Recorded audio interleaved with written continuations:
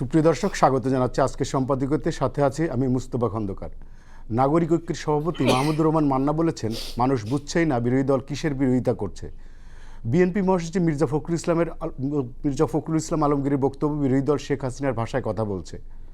আর বিরোধী দলের অভিযোগ, সরকার জুলাই সনদ মানছে না, নির্বাচনী প্রতিশ্রুতিও ভঙ্গ করছে। সরকার ও বিরোধী দলের এমন বিপরীতমুখী বক্তব্যের কারণ কি? দলগুলোর চাওয়া কি? তারা করছেই বা কী? প্রাসঙ্গিক এসব বিষয় নিয়ে আজকের সম্পাদকীয় রাজনীতির সংকট। এ নিয়ে আলোচনার জন্য স্টুডিওতে উপস্থিত আছেন advocate Masud Ahmed Talukdar, BNP chairman উপদেষ্টা, আছেন সাইফুল হক, বাংলাদেশ সাধারণ সম্পাদক বাংলাদেশ বিপ্লবী ওয়ার্কার্স পার্টি, এবং আছেন আবু রুশদ, সম্পাদক বাংলাদেশ ডিফেন্স জার্নাল। দর্শক, আপনারাও এই আলোচনায় সরাসরি অংশ নিতে পারেন। অংশ নেওয়ার জন্য সরাসরি কল করতে হবে টেলিভিশনের পর্দায় দেখানো নাম্বারে, এছাড়াও ফেসবুকের মাধ্যমে আপনাদের মতামত পাঠাতে পারেন। আলোচনা শুরুর আগে জানিয়ে দেবো আজকের প্রধান শিরোনাম। ফের বিশৃঙ্খলার চেষ্টায় স্বাধীনতা বিরোধী গুপ্তরা, দেশ নিয়ে সিনেমিনি খেলতে না দেওয়ার হুঁশিয়ারি প্রধানমন্ত্রীর। চট্টগ্রামে বন্যায় ক্ষতিগ্রস্তদের ঘর উপহার।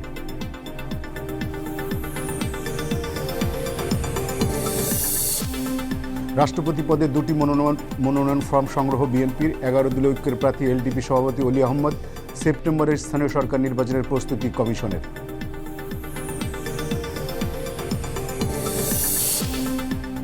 হাসিনা ইস্যুতে বাংলাদেশ ভারত সম্পর্কে উত্তেজনা, দুই দেশের প্রধানমন্ত্রী আলোচনায় বসলে অনেক সমস্যার সমাধানের আশা ত্রিবেদীর। ভিসা সেন্টার বাড়ানোর আশ্বাস।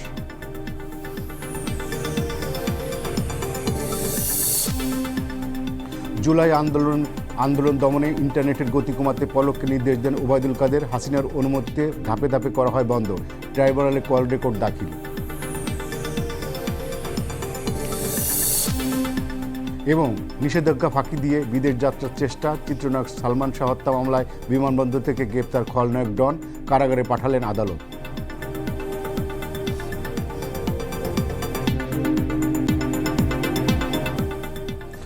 মাসুদ ভাই, আমি আপনাকে দিয়ে শুরু করতে চাই। জামাত ইসলাম এই জুলাই সনদ এবং গণভোট নিয়ে বিএনপির বিরুদ্ধে প্রতিদিনই অভিযোগ করছে, এবং আজকে জামাত নেতা গোলাম পরোয়ার বলেছেন, জুলাই সনদ বাস্তবায়ন হলে দেশ আইনি কাঠামোর মধ্য দিয়ে যেত, এবং এখন দেশটা ঠিক সঠিকভাবে চলছে না আইনি কাঠামোর মধ্য দিয়ে। আপনার কি মতামত? জি, আপনাকে ধন্যবাদ জনাব সাইফুল হক এবং জনাব আবু রুশদ এবং আমাদের বক্তব্য যারা শুনছেন। দেখুন, নির্বাচনের পরপরই আমি দেখি নির্বাচন চলাকালীন সময় জামাতের একটা ভূমিকা ছিল। একরকম বক্তব্য দিত, নানা রকম প্রোপাগান্ডা করেছে, কুৎসা রটিয়েছে, মিথ্যা কথা বলেছে, অসত্য প্রচারণা চালিয়েছে। একটাই উদ্দেশ্য ছিল নির্বাচনে মানুষকে বিভ্রান্ত করা।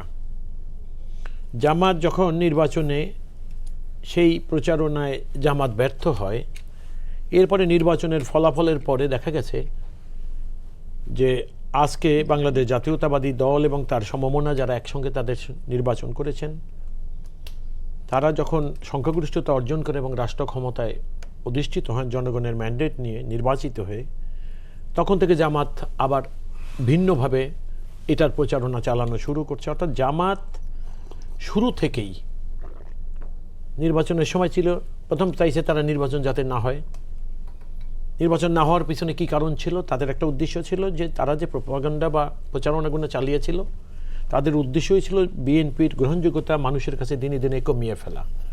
এবং তাদের একটা ধারণা ছিল যে যদি বিএনপির গ্রহণযোগ্যতা কমে যায়, তাহলে তারা স্বাভাবিকভাবেই ধরে নিয়েছে যে জামাতের গ্রহণযোগ্যতা বেড়ে যাবে, এবং একটা যুক্তিসঙ্গত সময়ের পরে যদি নির্বাচন হয়, তাহলে জনগণ বিএনপি তথা তার সমমনাদেরকে বাদ দিয়ে জামাতকে রাষ্ট্র ক্ষমতায় বেছে নেবে। এরকম একটা ভ্রান্ত ধারণা নিয়েই জামাত এই অপকর্মগুলো দিনের পর দিন করে যাচ্ছিল। আপনাকে আমি খুব পরিষ্কার ভাষায় কিছু কথা বলি। দেখেন, আপনি যেহেতু আমাকে এই প্রশ্নটা করেছেন, 5 অগস্টের আগ পর্যন্ত আপনি জামাতের দিকে তাকিয়ে দেখেন, এই দেশের যত রাজনৈতিক আন্দোলন ছিল, এবং এই যে কোঠা আন্দোলন বলেন, যেখানে এসে একদলীয় কর্মসূচির সঙ্গে সম্পৃক্ত হয়ে স্বৈরাচারের পতন হলো, সেই পর্যন্ত আপনি দেখেন জামাত ইসলাম বাংলাদেশে 5ই আগস্ট পর্যন্ত এই কোটা আন্দোলন বলেন, স্বৈরাচার সরকারের পতনের বলেন, গ্রহণযোগ্য ভূমিকা জামাতের কি ছিল বলেন আপনি? বরং জামাতের ভূমিকাটা আমরা অতীতে যদি রাজনৈতিক বিশ্লেষণে যাই, তাহলে আপনি দেখবেন যে জামাতের ভূমিকাটা ছিল এই যে জাতীয়তাবাদী আদর্শের কথা বলার পরেও তারা কিন্তু সব সময় আমি দেখেছি রাজনৈতিক জোট হয়েছে তাদের স্বৈরাচার আওয়ামী লীগের সঙ্গে। এরকম যেমনটা দেখেছেন 1996 সনে, 1991 সনে নির্বাচনে আলাদা নির্বাচন তারা করেছে, যদিও তারা 18টি আসন পেয়েছিল এবং বিএনপি 143টি আসন পাওয়ার পরে তারা আনকন্ডিশনালি বিএনপিকে সমর্থন করেছিল। কিন্তু দেখা যাবে যে 91 সনে বিএনপি রাষ্ট্র ক্ষমতায় বসার পর 1996 পর্যন্ত এই জামাত কিন্তু বিএনপিকে শান্তিতে থাকতে যায়নি এবং প্রতিনিয়ত এই স্বৈরাচার আওয়ামী লীগের সঙ্গে মিলে যেমন সংসদ বর্জন করেছিলেন, বিএনপির কর্মসূচিকে বাধাগ্রস্ত করেছে, একটা নির্বাচিত সরকারকে শান্তিপূর্ণভাবে দেশ চালাতে বাধাগ্রস্ত করেছে। তাহলে দেখেন জামাতকে রাজনৈতিক জোট আমি সবসময় দেখেছি এটা আওয়ামী লীগের সঙ্গে। হ্যাঁ, আমাদের সঙ্গে তাদের একটা জোট হয়েছে, সেটা নির্বাচনের, যেমন 2001 সনের নির্বাচনী জোট আমাদের সঙ্গে হয়েছে 2001 সনে। তারপর আপনি দেখেন পরবর্তী সময়ে কিন্তু তাদের আমি একমাত্র কর্মকাণ্ড আমি দেখেছি যখন জামাতের নেতাদেরকে ফাঁসি দিল প্রহসনের বিচার করে, অর্থাৎ আজকের জামাত ইসলাম এবং জামাতের যে সকল নেতাদেরকে ফাঁসি দিয়েছে তাদের নেতৃত্বাধীন জামাতের মধ্যে কিন্তু সাংঘাতিক একটা বৈপরীত্য আমরা লক্ষ্য করি, একটা গরমিলও আমরা লক্ষ্য করি। তো তখন তাদেরকে যখন ফাঁসি হলো আপনি দেখেন তখন একটা রাজনৈতিক দলের যুব শ্রেণী বা মানে মধ্যম শ্রেণী যারা থাকে তারা কিন্তু ওই দলের চালিকা শক্তি থাকে। তখন হলো কি দেখবেন আপনি তথাকথিত মানে ট্রেডিশনাল জামাত থেকে তারা বেরিয়ে গেলেন, গিয়ে একটু অন্য রাজনৈতিক পরিচয় একটা রাজনৈতিক দল করলেন তারা। অর্থাৎ আমি দেখলাম যে ওই সমস্ত দলের অর্থাৎ তারা জামাতের যে নেতাদের প্রহসনের বিচার করা হলো তাদের প্রতিবাদও যাতে না করতে হয় ওই শক্তিটা জামাত থেকে বেরিয়ে গেলেন। এবং যারা তারা জামাতে থেকে গেলেন তারাও কিন্তু আপনি দেখবেন এই যেমন নামমাত্র কর্মসূচি ছাড়া তাদের আর কোনো কর্মসূচি কখনো তারা দেয়নি। একমাত্র দেলাওয়ার হোসেন সাঈদীর তার ব্যক্তিগত অনুসারীরা তার মানে যুদ্ধাপরাধ বিচারের রায় হওয়ার পরে একটা কর্মসূচি দিয়েছিল এবং সেটা কিন্তু তার ব্যক্তিগত অনুসারীরা, জামাতের কোনো কর্মসূচি ছিল না। যাই হোক, আমি যে কথাটা আমি বলতেছিলাম, আপনি গোলাম পারোয়ারকে রেফার করেছেন। এখন আমি জুলাই সনদ সম্পর্কে আপনাকে বলি, তাহলে 5ই আগস্টের আগ পর্যন্ত যাদের এদেশের গণতান্ত্রিক ধারাবাহিক আন্দোলনে যাদের কোনো অংশগ্রহণ ছিল না, জুলাইয়ের কোঠা আন্দোলনে যারা ছিলেন তাদের সঙ্গে তাদের কোনো কর্মসূচি দিয়ে একাত্মতা ঘোষণা করেনি।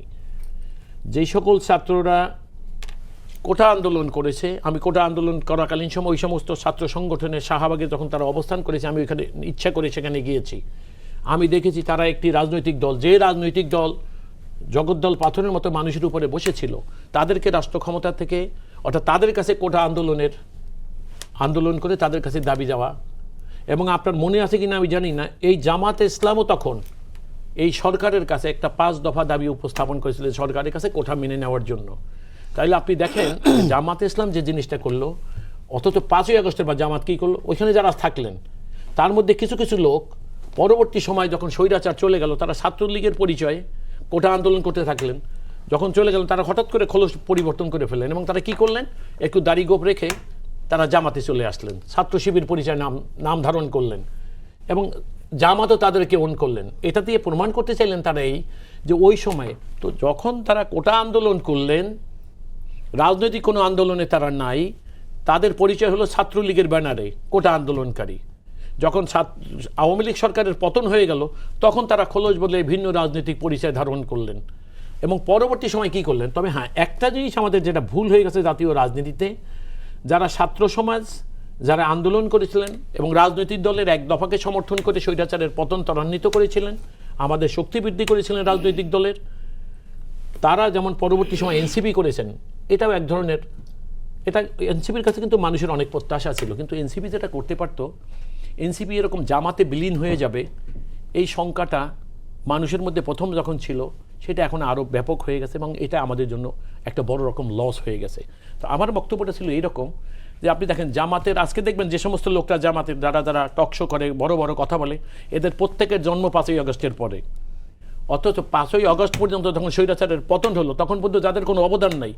আর এখন জামাতের গোলাম পারোয়ার বলেন আর ডক্টর শফিক বলেন এবং অন্যান্য নেতাদের বলেন, তাদের কথা শুনলে মনে হয় যে এই 5ই আগস্টে শেখ হাসিনার পতন কেবলমাত্র তারাই করেছেন। তো এখন জুলাই সনদ কারা? জুলাই সনদ যদি কেবলমাত্র জামাতের একক অ্যাচিভমেন্ট হয় তাহলে জামাত তো আজকে রাষ্ট্র ক্ষমতায় থাকার কথা। আবার রেফারেন্ডামের কথা যেখানে বললেন, আপনি দেখবেন যেই দফাগুলোকে জুলাই সনদ বাস্তবায়নের জন্য সম্মত হয়ে স্বাক্ষর করলেন, সেগুলো কিন্তু ধারাবাহিকভাবে তার আপনি দেখবেন আইনে রূপান্তরিত হচ্ছে। জামাতের সবচেয়ে বড় প্রবলেম কি দেখেন, তারা দ্বিচারিতা কীভাবে করে, তারা সংসদে কথা বলে একরকম, বাইরে আর এক রকম। এর চাইতেও মজার কি, আপনি 123 সংবিধানের আর্টিকেল 123-তে সংসদ বিলুপ্ত হলো, দেশের সাধারণ নির্বাচন হলেন। আজকে তারা প্রায়ই বলে দেশের বৈধ প্রাইম মিনিস্টার এখনও শেখ হাসিনা, নির্বাচন অবৈধ হয়েছে, এই নির্বাচন ঠিক হয় নাই, জুলাই সনদ যদি না মানেন তাহলে এই নির্বাচন অবৈধ। তাইলে আপনি সংসদ ভেঙে দিল, 123 আর্টিকেলে আপনি সংসদে গেলেন, সংসদে গিয়ে ওত পড়লেন আপনি সংবিধান অনুসারে। এখন আপনারা বলেন জুলাই সনদ না হলে দেশে কোনো সংবিধানই হবে না, কোনো আইনই নাই। অর্থাৎ এই যে দ্বিচারিতা, অর্বাচীন, মানুষের মতো কথা বলা, এগুলো একটা বিরোধী দল একটা যুক্তিসঙ্গত বা একটা রেসপন্সিবল মানে বিরোধী দলের বিহেভিয়ার এরকম হতে পারে না। তো আমার কথাটা এইভাবে আমি আপনাকে শেষ করে দিই এই মুহূর্তে, যে জামাত এখন যেটা করছে, তারা এখন নানা রকম বিভ্রান্তিতে আছে, তারা উস্কানিমূলক আচরণ করতেছে। এবং সবচেয়ে বড় দেখবেন দেশীয় এবং আন্তর্জাতিক রাজনীতিতেও তারা ওই যে আমি পশ্চিমবাংলায় একটা লোক, একটা প্রায় আধা পাগল একটা লোক পশ্চিমবাংলার রাষ্ট্র ক্ষমতা মানে পশ্চিমবাংলার এখন মুখ্যমন্ত্রী, আমি এখানেও দেখলাম এদের আচার ব্যবহারও তার সঙ্গে মিলে যায়। এটা মিলে যাওয়ার পেছনে কারণ আছে, শুভেন্দু অধিকারী যে পশ্চিমবাংলার মুখ্যমন্ত্রী, তিনিও মৌলবাদী রাজনীতি করেন। আর আমাদের এখানে যারা আছে ভাই সাহেবরা, তারাও মৌলবাদী রাজনীতির আদর্শের লোক। যে কারণে এই মৌলবাদী সাংঘাতিক একটা মিল পাচ্ছি, যেখানে আপনি তার কথা শুনলে মনে হবে যে অশান্তির জন্য সে প্রাণান্তকর চেষ্টা করছেন। আমাদের কাছেও মনে হচ্ছে আমাদের মৌলবাদী ভাইরা প্রাণান্তকর চেষ্টা করছে দেশের স্ট্যাবিলিটিটাকে বিনষ্ট করার জন্য। সাইফুল ভাই, আমি আপনার কাছে আসি। মান্না ভাই একটা কথা বলেছেন, যে উনি বলছেন যে বিরোধী দল কী নিয়ে আন্দোলন করছে জনগণ জানেই না, বুঝেই না। এবং আমরা তো জানি যে বিরোধী দল জুলাই সনদ এবং গণভোটের পূর্ণাঙ্গ বাস্তবায়নের বিষয়ে তারা কথা বলছে। তো মান্না ভাই যেটা বলতে চান যে দেশে আরও অনেক সমস্যা আছে, সেই সমস্যাগুলোকে পাশ কাটিয়ে তারা যে দাবি নিয়ে আন্দোলন করছে, এগুলো জনগণের ভেতরে তেমন একটা প্রতিক্রিয়া সৃষ্টি হচ্ছে না। আপনার কাছে কি মনে হয়? মুস্তফা ভাই, আপনাকে ধন্যবাদ। আপনার অনুষ্ঠানে আমার এই প্রথম আমার দুই প্রিয়ভাজন আলোচক, অ্যাডভোকেট মাসুদ আহমেদ তালুকদার আর প্রিয়ভাজন আবরুশ ভাই, তার সঙ্গে আমার মানে এই প্রথম কোনো অনুষ্ঠানে সম্ভবত আমি যুক্ত হয়েছি। আমি আজকাল এমনিতে টকশোতে একটু কম আসি, মানে বেশি আসার সুযোগ হয় না। প্রথমত আমি যেটা বলি সেটা হলো যে আপনার লিডিং প্রশ্ন যেটা ছিল সেটা দিয়ে যদি কথাটা একটু বলি, যে আমরা বিএনপির সাথে আমাদের যে যুগপৎ আন্দোলন, এটার বেসিসটা হচ্ছে 31 দফা। বিএনপির 27 দফা, আমাদের গণতন্ত্র মঞ্চের ছিল 14 দফা। আলাপ আলোচনা করে এটাকে আমরা 31 দফায় এটাকে আমরা রূপান্তরিত করেছি। অন্যান্য রাজপথের যে রাজনৈতিক দলগুলো তারাও আমাদের সাথে যুক্ত ছিলেন।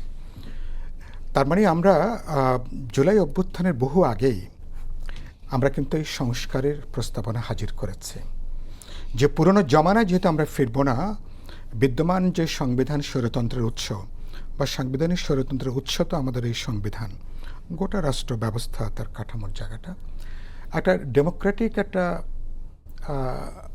অ্যাটমসফিয়ারের মধ্যে কতখানি আমরা রিফর্ম করতে পারি, সেই জায়গাগুলো আলাপ আলোচনা করে 31 দফা আমরা এসেছি। এরপরে আমরা ঐক্যমত কমিশন দীর্ঘ আলাপ আলোচনা করে, যেখানে আমি প্রায় 7 মাস আমি নিজে একটা খুবই সক্রিয় একটা উদ্যোগী ভূমিকায় আমি নিজে ছিলাম। এরপরে আমরা জুলাই সনদে আমরা স্বাক্ষর করেছি। আপনি জামাতের কথা বললেন, বিএনপি, আমরা বিপ্লবী ওয়ার্কার্স পার্টি, গণতন্ত্র মঞ্চের দলগুলো, অনেকগুলো দল। তো সেটা আমাদের পাবলিকলি কমিটমেন্ট। বিএনপির নির্বাচনে যে ইশতেহার, তো বিএনপি আজকের এই 16 তারিখে 6 মাস হবে, প্রতিদিন প্রতি মুহূর্তে তার নেতারা বলে আসছেন যে তারা জুলাই সনদ অক্ষরে অক্ষরে তারা বাস্তবায়ন করবেন। 31 দফা এটাকে তারা কার্যকর করবেন। তাদের ইশতেহার যেটা তারা দিয়েছেন এর বাইরেও তাদের আরও কিছু কর্মসূচি আছে, করবেন। এবং এটা করার জন্য কি করেছেন, ইতিমধ্যে একটা সংবিধান সংশোধন সংক্রান্ত একটা কমিটি হয়েছে। কমিটি ইতিমধ্যে তারা কাজ শুরু করেছেন, প্রথম বৈঠকটাও এর মধ্যে গত 4 তারিখে 4 আগস্টে প্রথম এই সংশোধনী বিষয়ক কমিটিটা তার বৈঠক হয়েছে। আমি আশা করি আগামী সেপ্টেম্বর মাসে যখন সংসদ শুরু হবে, তখন সংবিধানের 8ম সংশোধনী আকারে জুলাই সনদের যে বিষয়গুলো আলোচনায় এসছে আমরা স্বাক্ষর করেছি, বিএনপি তারাও স্বাক্ষর করেছেন। এর বাইরেও তারা আরও বেশ কিছু বিষয় সম্ভবত অষ্টাদশ সংশোধনী তারা আনবার কথা বিবেচনা করছেন। তো সে পর্যন্ত একটা অপেক্ষার প্রশ্ন আছে। একটা রাজনৈতিক দল যখন এটা বলে, আর রাজনৈতিক দল কাগজে কলমে কি বলল তার চেয়ে গুরুত্বপূর্ণ যখন সে পাবলিকলি ডিক্লেয়ার করে, এটা যে কোনো কাগজের চোতার চেয়ে সেটা অনেক বেশি, সেটা কারণ তার রাজনৈতিক গুরুত্বটা আমার কাছে সেটা অনেক বেশি।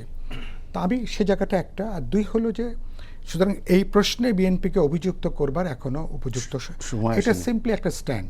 একটা প্রশ্নে আমার একটু ভিন্নভাবে আমি দেখি, সেটা হচ্ছে যে গণভোটের যে প্রশ্ন, আমাদের আপত্তি ছিল প্রশ্ন উত্থাপনের ধরনে, আমাদের স্ট্রং রিজার্ভেশন ছিল, বাট ফাইনালি নানা বিবেচনায় আমরা অ্যাগ্রি করেছি, আমরা এর পক্ষে কাজ করেছি, হ্যাঁ ভোট দিয়েছি।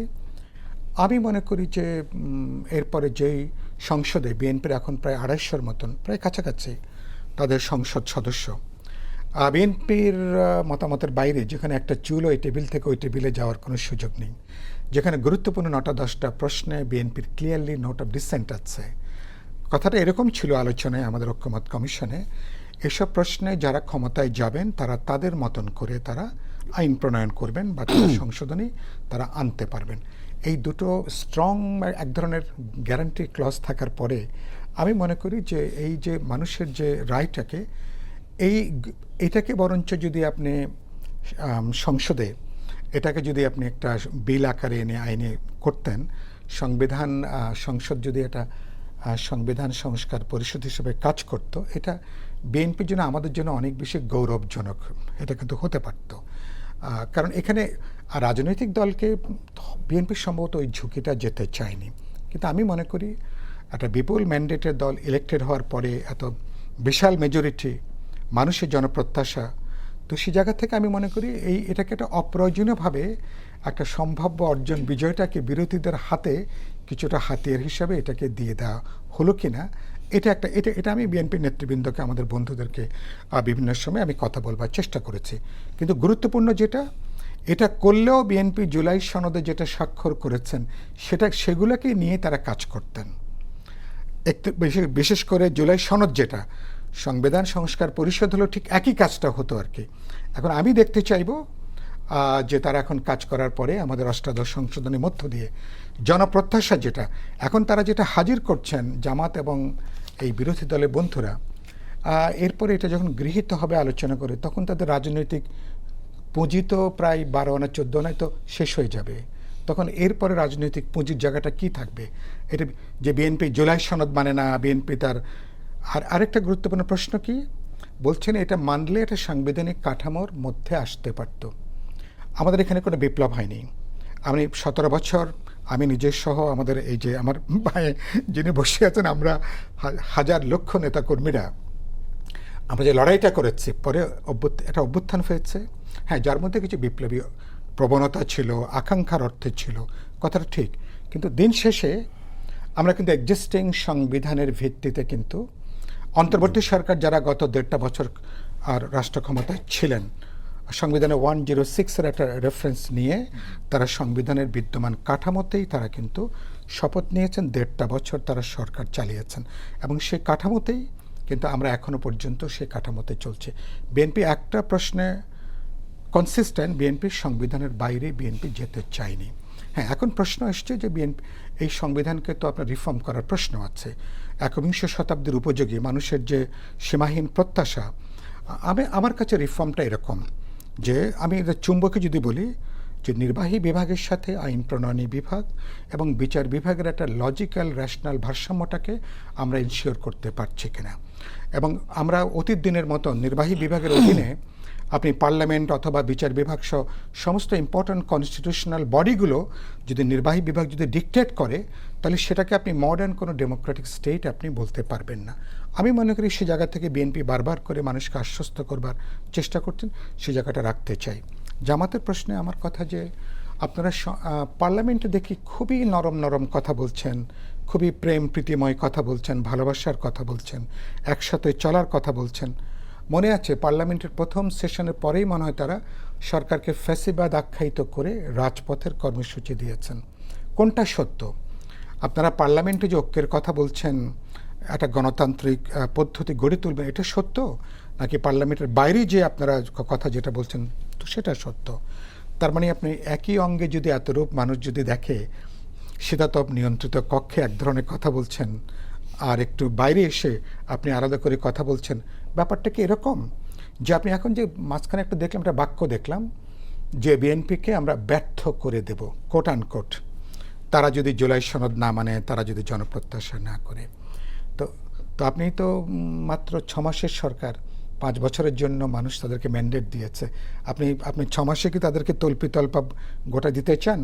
আপনারা যদি ব্যর্থ করে দেন, ইতিমধ্যে আমি পাবলিক অনেকগুলো নিশ্চয় দেখেছেন, আমি কথাটা বলেছি বহুবার, এই মুহূর্তে বিএনপি যদি ব্যর্থ হয়, আপনারা কি ক্ষমতা আসবেন? আপনারা কি গভর্নমেন্ট কি ফর্ম করবেন? তার কোনো সামান্যতম কোনো বাস্তবতা আছে? তার কোনো প্রেক্ষিত আছে? তার কোনো সুযোগ আছে? কিছুই নাই। তাহলে অল্টারনেটিভ কি? আপনি কি পুরনো ফ্যাসিবাদকে আবার কি আপনি পুনর্বাসন করবার জন্য পরোক্ষভাবে তাদের জন্য কি জমিনটাকে আপনি তৈরি করে দিচ্ছেন? এই যে এত গরম গরম কথা যেগুলো বলছি, আমার প্রশ্ন যে আমরা ন্যায্য প্রশ্নে কথা বলি। সরকার 6 মাসে সব ভালো করেছে এরকম না, চেষ্টা আছে, আগ্রহ আছে, একটা সদিচ্ছা ব্যক্ত হয়েছে সরকারের। সরকার আন্তরিকতা নিয়ে বড় কোনো প্রশ্ন ওঠেনি। হ্যাঁ, অনেকগুলো সিদ্ধান্ত হয়তো জন আকাঙ্ক্ষার নাও হতে পারে, যেমন আমরা বাণিজ্য চুক্তি নিয়ে আমাদেরই সমালোচনা আছে, এরা এখন রাজনৈতিক মহলের বড় ধরনের সমালোচনা আছে। বিএনপির একটা বিশাল অংশের আমার বন্ধুদের আমি দেখেছি, তারা উদ্বেগ উৎকণ্ঠার মধ্যে আছেন যদি এটা যদি রিভাইজ যদি না হয়, তাহলে বাংলাদেশ একটা ইন্ডিপেন্ডেন্ট স্টেট হিসাবে আমি অন্যান্য আমার যে ডেভেলপমেন্ট পার্টনার বা তাদের সাথে আমি যে কোনো বাণিজ্য, আমি যেটা সার্বভৌমত্ব, জাতীয় নিরাপত্তা মর্যাদা রেখে যে চুক্তি করব, সেটাও কিন্তু হয়তো বাধার সম্মুখীন হতে পারে। গত জ্বালানি সংকটে রাশিয়া থেকে আমরা তেল আনতে পারিনি, কারণ মার্কিন যুক্তরাষ্ট্র এই চুক্তির মাধ্যমে যাদেরকে ঝুঁকিপূর্ণ মনে করে, বাংলাদেশ তাদের সাথে ইন্ডিপেন্ডেন্টলি কোনো চুক্তি করবার ক্ষেত্রে সেখানে অনেকগুলো সংকট বা বাধা আছে। যদিও সেখানে ক্লজ আছে, কিন্তু সেই ক্লজেরও সময়টা পেরিয়ে গেছে। তা আমার প্রশ্ন যে এরকম কিছু প্রশ্ন আছে, এই যে এখন ধরুন দেদারসের সরকারি মিল কলকারখানাগুলোকে, যেগুলোর সরকারি যেগুলো, এগুলোকে ধরুন আবার বেসরকারি মালিকানা দেওয়া হচ্ছে, রাষ্ট্রায়ত্ত চিনিকল বা ধরেন পাটকলগুলোকে দিয়ে দেওয়ার তৎপরতা চলছে। এখন এগুলো নিয়ে মনে হয় একটু ধীরে যাওয়া দরকার।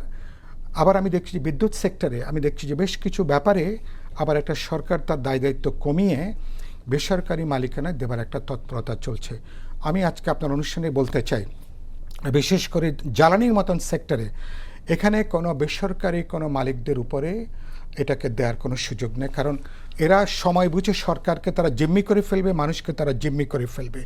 আমি মনে করি এটাকে আমাদের টপ প্রায়োরিটির মধ্যে, আমাদের মতন দেশগুলোতে যেখানে চালের দাম 5 টাকা 10 টাকা বাড়লে রাজপথে আমরা নেমে পড়ি, এটা স্বাভাবিক। আমাদের সেখানে জ্বালানি যার উপরে আমাদের সমস্ত অর্থনীতিটা যুক্ত, এটা কোনোভাবেই ব্যক্তি মালিকানা নির্ভর, এদের স্বেচ্ছাচারিতার উপরে, এদের মুনাফার উপরে কোনোভাবেই বিএনপির মতন 17 বছর যে দলটা একটা স্ট্রাগলের মধ্য দিয়ে হাজারো শহীদের রক্তের বিনিময়ে লক্ষ লক্ষ মানুষ তারা নির্যাতিত হয়েছে, নিপীড়িত হয়েছেন, তাই না? এত নিপীড়নের পরে এবং যারা একটু সামনে তাকাতে চান, তাহলে আমি দুটো প্রশ্ন, আমার খাদ্যের ক্ষেত্রে স্বাবলম্বিতা, বিদ্যুতের ক্ষেত্রে, দুটোর ব্যাপারে বাংলাদেশকে কোনো বেসরকারি কোনো উদ্যোগের ক্ষেত্রে জিম্মি হবার কোনো সুযোগ নেই। সরকারকে এগুলো পুনর্বিবেচনা করা দরকার। এরকম কিছু কিছু প্রশ্নের সমালোচনা তো আমাদেরও আছে, সেটা আপনি কথা বলেন, পার্লামেন্টের ভিতরে বলেন, পার্লামেন্টের বাইরে বলেন, যৌক্তিক প্রশ্নের সরকারকে আমরা কথা বলি, পরামর্শ দিই। আর আমি সবসময়, আমি যখন হাসিনার এই 17 বছরের রাজপথে কথা বলেছি, আমাদের অল্টারনেটিভ প্রস্তাবগুলো আমরা হাজির করবার চেষ্টা করেছি, কি করা উচিত। কেবলমাত্র জোরে গালি দিয়ে আমি আমার দায়িত্বটা কিন্তু পালন করতে পারবো না। তাহলে অল্টারনেটিভটা কি, আমি কি প্রপোজ করছি। জামাত ছায়া সরকারের কথা তারা বললেন না, আমরা তো এ পর্যন্ত ছায়া কোনো সরকারকে আমি দেখেছি বলে, এখন আমরা তো কায়া দেখছি কিন্তু ছায়াকে দেখছি না। হ্যাঁ, তারা যদি প্যারালেল অল্টারনেটিভ প্রস্তাবগুলো হাজির করেন, মানুষ চিন্তা করতে পারে। এখন পুরনো জমানার রাজনীতি সম্ভবত করা যাবে না, আপনাকে ইফেক্টিভলি আপনাকে সে কথাটা বলি আমরা। আর আমি শেষ কথা বলবো যে মানুষ আপনার দেখে আপনার জবানের সাথে কাজের আপনার কোনো সঙ্গতি আছে কিনা। দুর্ভাগ্যজনকভাবে জামাত ইসলামীর আমি দেখলাম, তো সালাউদ্দিন সাহেব বললেন একবার 47 সালেও তারা এই তৎকালীন এই পাকিস্তান হওয়াটাকে যখন তারা বিরোধিতা করেছিল, 71 সালে রাজনৈতিকভাবে তারা কেবল বিরোধিতা না, এবং আমরা দেখলাম যে ঘাতকদের পাকিস্তানি হানাদারদের রাজনৈতিক সামরিক সহযোগী হিসাবে এবং কিভাবে এখানকার আমাদের এই তৎকালীন জেনোসাইডের তারা একটা রাজনৈতিক সামরিক সহযোগী হলেন, সেটার বিচার কিন্তু বাকি আছে। আচ্ছা, দল হিসেবে তো এগুলো গুরুত্বপূর্ণ প্রশ্ন। তো আপনি উপরে থুতু ফেলার আগে আপনার একটু ভাবা দরকার আপনি কি কথা বলছেন, কোন জায়গাটা বলছেন, আপনার জমিনটা কি, প্রেক্ষিতটা কি। না হলে কিন্তু ইতিহাস কিন্তু যার যা পাওনা ইতিহাস তাকে কিন্তু সে পাওনা বুঝিয়ে দেবে। দেবে। সবাই দায়িত্বশীল বলবেন, সেটা আমি নিশ্চয়ই দেখতে চাইবো আর কি। রুশ ভাই, সেটা হচ্ছে যে হাসিনা কয়েকদিন আগে দিল্লিতে একটা বক্তব্য রাখছে এবং সেটা নিয়ে ব্যাপকভাবে আলোচনা হচ্ছে এবং বর্তমান সরকার বলছে যে আপনার হাসিনার সাথে সম্পর্ক রাখবেন, দিকে আমাদের সাথেও আবার ভালো সম্পর্কের কথা বলবেন। এইভাবে তো হয় না। এবং ত্রিবেদী বলছে না, দুই দেশের প্রধানমন্ত্রী একসাথে বসলে সব সমস্যার সমাধান হয়ে যাবে।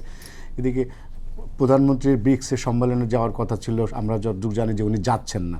তো সব মিলিয়ে আমাদের সম্পর্কটা দুই দেশের কীভাবে দেখছেন আপনি? কি খারাপের দিকে যাচ্ছে? আমি 5ই আগস্ট আমাদের জন্য একটা ঐতিহাসিক দিন। সেদিন আপনি এভাবে শেখ হাসিনা একজন আপনার দণ্ডিত আসামি এবং তারা ওখানে পালিয়ে গেছেন, মানে লাশ শরম সমস্ত কিছু বাদ দিয়ে ওখানে পালিয়ে গেছেন আরেকটা দেশে। সেখানে বসে পার্টিকুলারলি ওই দিনই তারা মানে এই সম্মেলনটা করেছেন। তো এটার ব্যাপারে যে পররাষ্ট্র মন্ত্রণালয় তো একটা বিবৃতি দিয়েছে, এটা সবাই জানেন। আমাদের প্রধানমন্ত্রী কি বলেছেন যে বাংলাদেশ আর কখনো করদ রাজ্য হবে না।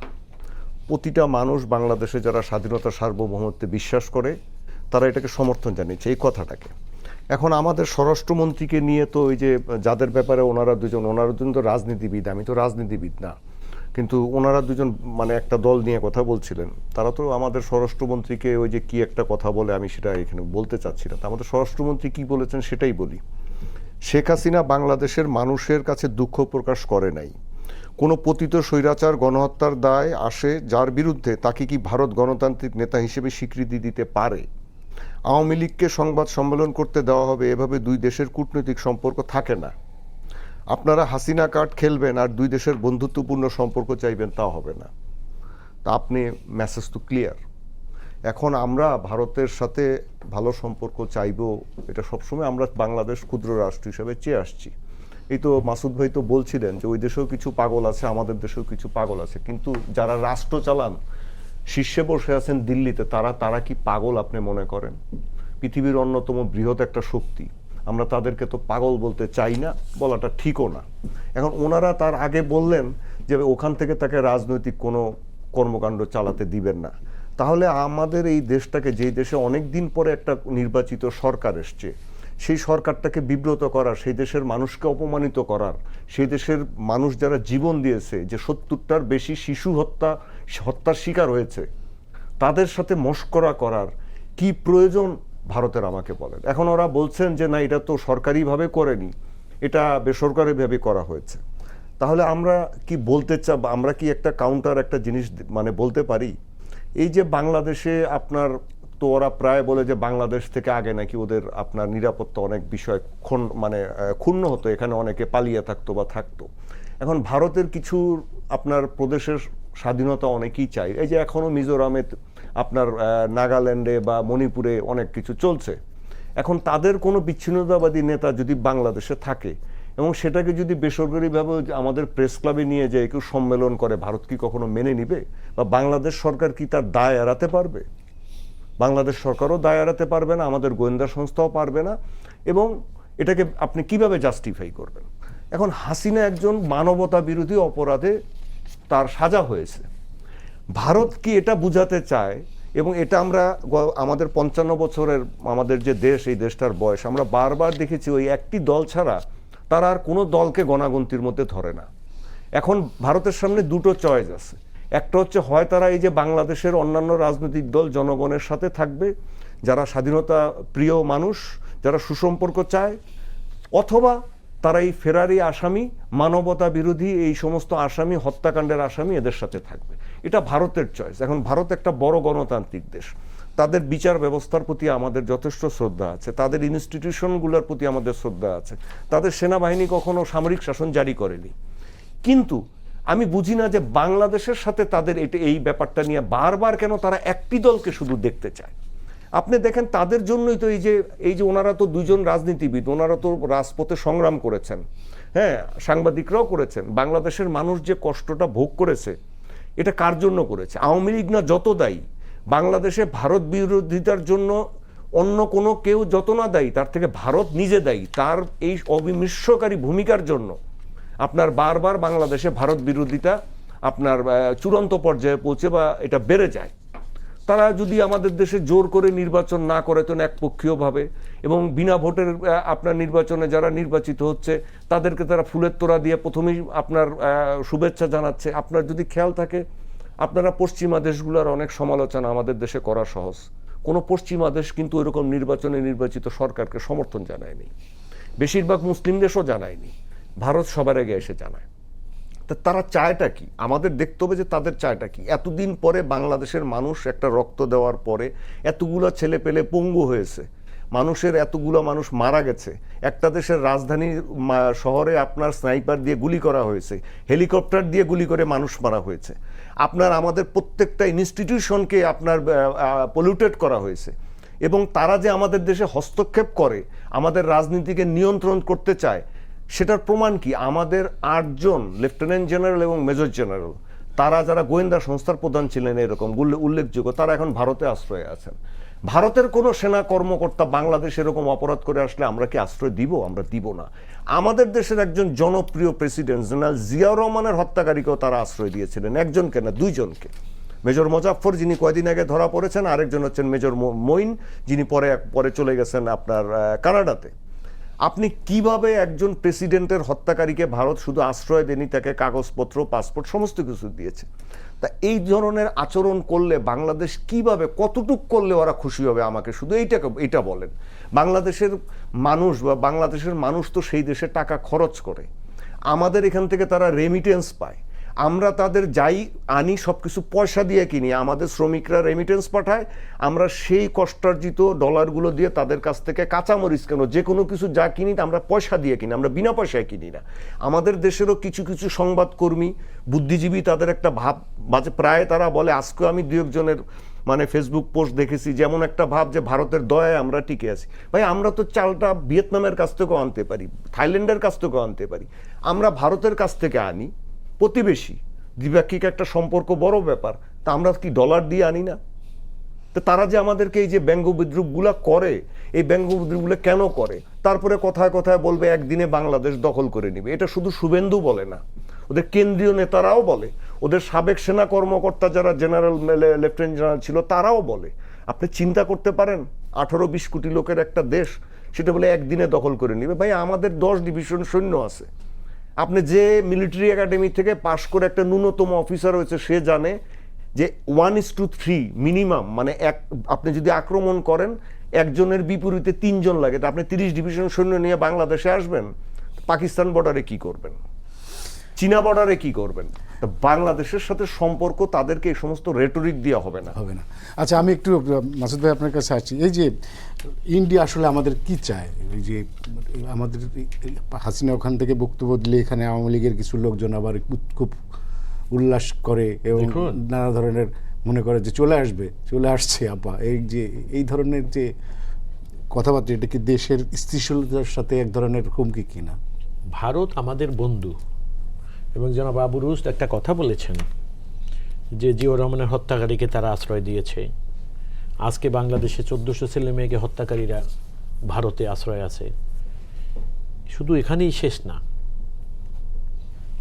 এই ভারত যারা আমাদের বন্ধু, স্বাধীনতায় বড় গলা করে বলে আমাদেরকে সাহায্য করেছিলেন, তারা কিন্তু শেখ মুজিবের হত্যাকারীদেরকেও দীর্ঘদিন ভারতে আশ্রয় দিয়েছিলেন। তাহলে আপনার প্রশ্নটা ছিল এরা চায় কি?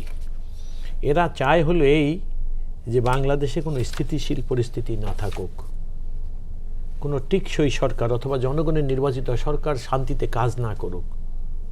তাদের উদ্দেশ্য হলো একটা পাপেট সরকার এই দেশে দরকার। কী কারণে? যেটা আপনারা দেখেছেন যে 2008-এর নির্বাচন থেকে 2024-এর নির্বাচন পর্যন্ত যে সরকার এদেশে ছিল, এবং তখন আমাদের এই বন্ধুরা ভালোবাসার টানে আমাদের কাছ থেকে নেয় নেই এমন কিছু নাই, তার বিনিময়ে তারাও আমাদেরকে দিয়েছে। সেটা হলো অসময় যখন আমাদের পানির প্রয়োজন নাই তখন পানি দিয়ে আমাদেরকে বারবার তলিয়ে দিয়েছে, ডুবিয়ে দিয়েছে। সুতরাং এই বন্ধুরা চায় যে ভারত বাংলাদেশে যদি একটা দুর্বল সরকার থাকে তাহলে তাদের জন্য এইখানে মনে করে যে তাদের আধিপত্যটা বহাল রাখা খুব সহজ হয়। কিন্তু এদেশে যখন জনগণ দ্বারা নির্বাচিত সরকার রাষ্ট্র ক্ষমতায় আসে তখন তারা একটু ব্যতিব্যস্ত হয়ে যায় এই কারণে যে তারা যে উদ্দেশ্যে বাংলাদেশটাকে যে অবস্থায় তারা দেখতে চায় সেই অবস্থায় যখন থাকবে না বলে তারা ধারণা করে তখন তারা বিচলিত হয়, নানা রকম ফন্দি ফিকির রাখ। নাহলে আপনি একটা জিনিস চিন্তা করেন, একটা মানুষ যাকে ভারতে আশ্রয় দিয়েছে, ফরমালি গিয়ে আশ্রয় নিয়েছেন, সেই মানুষটি ওয়ান্টেড, তার ইতিমধ্যে সাজা হয়েছে, সে ইজ কনভিক্ট, ক্যাপিটাল পানিশমেন্ট হয়েছে। শুধু তাই না, এই সরকার আমাদের সঙ্গে যেহেতু ভারতের এক্সট্রাডিশন আছে, চুক্তি আছে, সরকারের কাছে আনুষ্ঠানিকভাবে উপস্থাপন করেছে ভারতের কাছে তাকে আমাদের এখানে ফেরত দাও। ইভেন ইন্টারপোলকে রিকোয়েস্ট করেছে এবং ইন্টারপোলের রিকোয়েস্টের কারণেই কিন্তু সে তার চেহারাটা আমরা সেদিনের বক্তব্যের সময় দেখিনি। মানে একটা বিভ্রান্তি তৈরি করতে চায় যে এক্সাক্ট লোকেশনটা কোথায় কি আছে সেটাকে হাইড করার জন্য। যাই হোক, এইটা বড় কথা না। আমার কাছে বক্তব্যটা হলেই যে ভারত সরকারের মুখপাত্র বলছে যে উনি এখানে বসে যে বক্তব্য দিয়েছে সেই বক্তব্যের সাথে ভারত সরকারের কোনো কিছু সংস্রব নাই। এইটা একটা কথা বললেন, আমি আপনার টকশোতে এসে আপনার টেলিভিশনে বসে কথা বললেন, আর এখন আমি আপত্তিকর কথা বলে এখান থেকে চলে যাব, আর আপনি যদি কালকে রিজয়েন্ডার দিয়ে বলেন যে মাসুদ সাহেব সময় টেলিভিশনে যে কথাগুলো বলে গেছে ওগুলা সময়ের কোনো ব্যাপার ছিল না, এটা যদি আপনি বলেন সেই কথাটা কেমন হাস্যকর হবে না? তো ভারতও আজকে আমাদের বন্ধু হিসেবে যে কথাগুলো আমাদেরকে বলছেন সেগুলো হাস্যকর। ভারত আসলে চাইটাই যে কোনো সাস্টেইনেবল গভর্নমেন্ট এই দেশে থাকুক, জনগণের নির্বাচিত সরকার। কারণ জনগণের নির্বাচিত সরকার মানেই হলো জনগণ সবসময় তার। আপনি 2008-এর নির্বাচন দেখেন, বিশেষ করে 2014 সনের যে নির্বাচনে কোনো মানুষ ভোটই দেয়নি,